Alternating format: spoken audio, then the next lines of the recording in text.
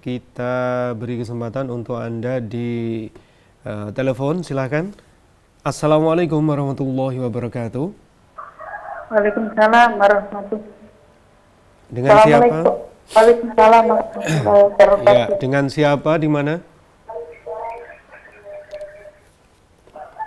Dengan Ibu Marsiah Kutai Barat. Silakan Ibu.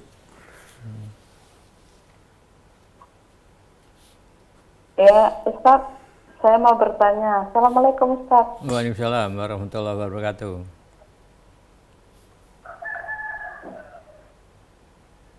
Saya mau bertanya, bagaimana sih orang yang itu tadi yang Ustaz jelaskan, orang yang menjual agamanya ditukar dengan dunia itu yang bagaimana? Terus yang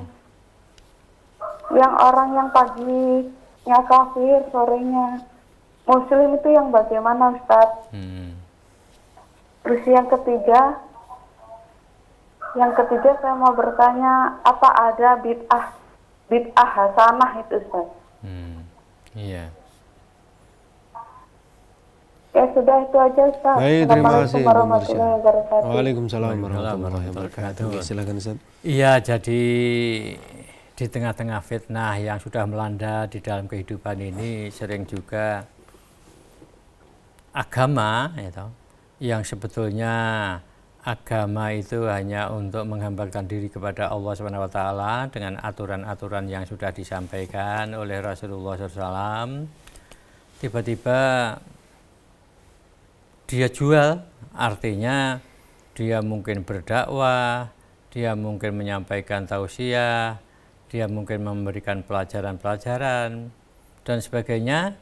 Di dalam hati itu terbentuk untuk mencari kekayaan dengan dakwahnya, dengan pelajarannya dan sebagainya itu. Nah itu yang dinamakan menjual agama dengan harga dunia, harga dunia. Padahal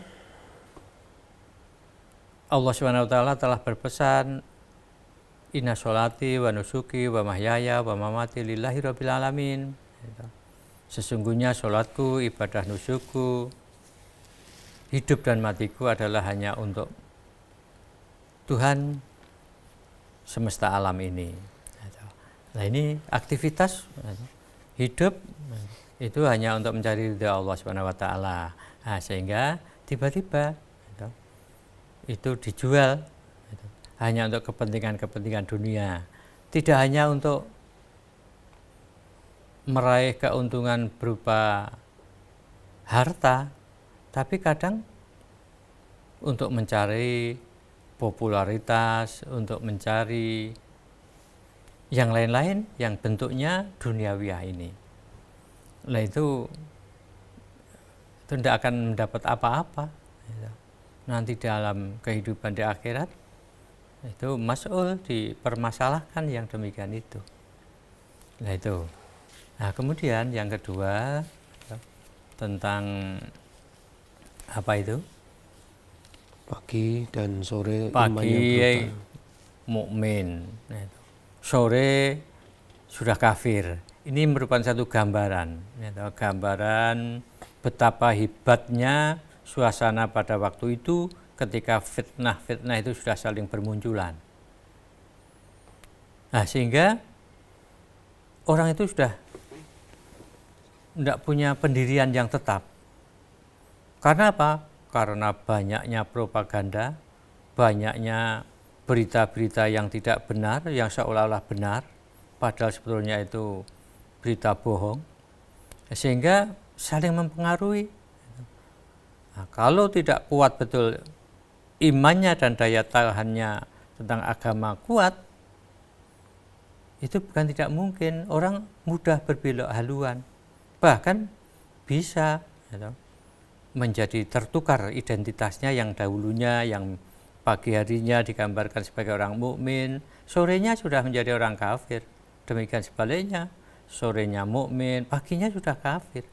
Ini gambaran, gambaran suasana yang kacau, suasana yang penuh fitnah, sehingga kabar-kabar bohong itu sudah ya mewabah boleh dikatakan. Nah, itu sudah kemana-mana. Nah itu namanya penuh dengan fitnah yang bisa menjadikan seseorang itu kalau tidak punya daya tahan yang kuat, itu mudah itu terpengaruh, mudah tergelincir, nah, sehingga tidak punya ketetapan, tidak punya ketetapan hati, itu karena banyaknya fitnah itu. Nah ketika itu Nabi berpesan kalau sebelum datangnya fitnah yang semacam itu bersegera untuk beramal baik, gitu, beramal soleh demi kepentingan hidupmu dunia dan akhirat itu. Kalau sudah itu orang sibuk dengan adanya fitnah, suasana sudah kacau dan sebagainya itu, tidak ada kesempatan untuk beramal baik itu. Nah itulah pentingnya. Kemudian yang ketiga adalah mengenai bid'ah hasanah itu. Memang ada orang mengatakan bid'ah hasanah, tetapi kalau di dalam hadis itu kullu bid'atin dolalah. Kullu itu setiap bid'ah apa saja bentuknya. Yang dulu di zaman Rasulullah SAW itu tidak ada, belum ada cara-cara menghambakan diri kepada Allah, tiba-tiba sekarang ini ada. Muncul cara-cara baru lainnya namanya bid'ah.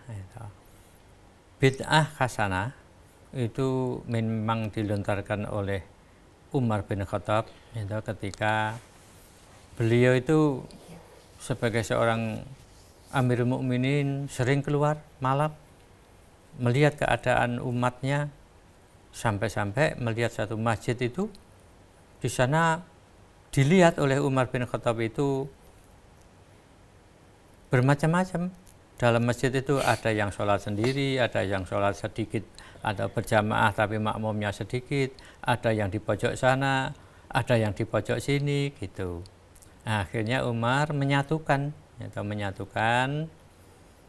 umat itu yang ada di dalam masjid supaya menyatu, dijadikan satu, bentuknya jamaah, kemudian diangkat imam salah satu untuk mengimami yang tadinya berserak-serakan, ada yang di pojok ada yang jamaah, ada yang sendirian, itu disatukan. Nah itu lah Umar mengatur begini ini karena memang di zaman Rasulullah SAW itu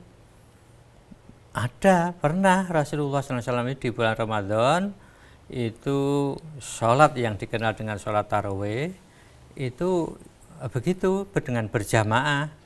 Dengan berjamaah ketika Rasulullah keluar ke masjid sholat, lalu sahabat-sahabat yang lain itu mengikutinya. Hari kedua, hari ketiga semakin banyak. Nah ini sudah dipraktekkan oleh Rasulullah SAW, sholat tarawih dengan berjamaah di bulan Ramadan itu. Lah di sini di dalam masjid itu kok berserakan semacam itu, tidak ada pengaturan, tidak ada jamaah itu, imamnya satu itu tidak ada. Ada yang sendirian, ada yang berjamaah, ada yang menyendiri di belakang tembok atau di belakang tiang dan sebagainya itu. Nah, melihat yang demikian itu kurang sedap dipandang oleh Umar bin Khattab sehingga disatukan.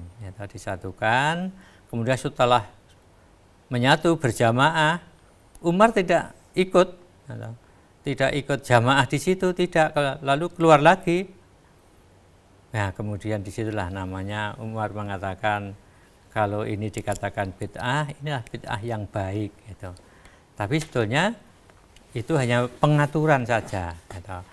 Bukan dimaksud dalam bid'ah yang dolalah itu tidak, tapi itu teknik mengatur gitu. Jamaah di dalam masjid yang tadinya berserakan menjadi satu karena memang pernah dicontohkan oleh Rasulullah SAW. Nah, sehingga ini termasuk teknik menyatukan jamaah itu. Nah, maka menyatukan teknik ini sifatnya duniawiyah, bukan ibadah. Kalau ibadah sudah pernah dicontohkan oleh Nabi, kenapa tidak jamaah itu? Nah, maka menyatukan itu tadi dikatakan kalau ini bid'ah hasanah itu. Tapi perlu diketahui bid'ah hasanah itu urusan-urusan duniawiyah, bukan urusan ibadah. Gitu. Sedangkan yang dikatakan bid'ah itu adalah barang atau sesuatu yang baru, tapi bentuknya adalah ibadah. Gitu. Kalau di zaman Rasulullah itu belum ada, belum pernah dicontohkan oleh Nabi di dalam beribadah kepada Allah. Nah, sekarang ada.